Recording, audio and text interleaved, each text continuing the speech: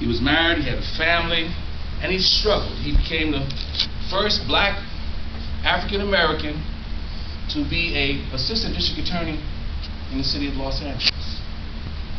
First black man in history to do that. But like I said before, even though he was in the system, he saw that a lot of things were wrong. There was an incident where a gentleman was, Mr. Detweiler, was taking his wife, who was 8 months pregnant, to the hospital because she was having labor pains, or so they thought. He left his neighborhood and went, in order to get to another hospital, he had to drive through a particular neighborhood, and he got pulled over. But at that time, the police department, they approached the car, especially if you were black in that car, they approached the vehicle with the weapons drawn. And somehow, with the weapon inside the car on Mr. Detweiler, the weapon discharged, and he was killed. Mr. Detweiler's last words were, "I was only trying to take my wife to the hospital." That's the last words. His wife, she was upset, and naturally, they tried to say that he made a sudden move, and that's why he was shot. But Johnnie Cochran took the case for his wife, and they fought it. And it was amazing how the book tells you how the law enforcement agency and the judicial agency tried to fight against what had happened to this man. They were wrong. They abused this man's rights. But yet they tried to make it seem as though he set it all up. There were several other cases. And even with the case like a lot of us are familiar with, is O.J. Simpson.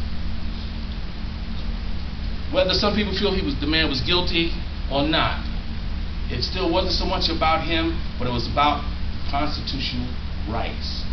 Because Johnnie Cochran was able to prove to people that some things were done wrong. And to a certain degree, O.J. Simpson, whether guilty or not, was being set up by the police. Evidence was just made up. And if you're familiar with the detective Mark Furman, it was disclosed that he turned out to be a racist. He did the case with Michael Jackson on child molestation.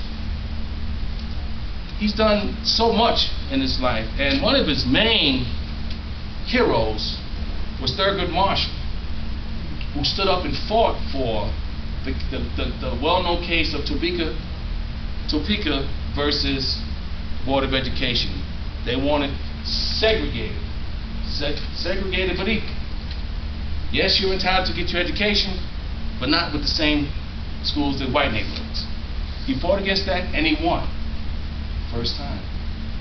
So we had some role models to work with. And then also with W.E.B. Du Bois. He brought to my attention something I never realized about how we as minorities have come. We have to learn how to understand what he refers to as our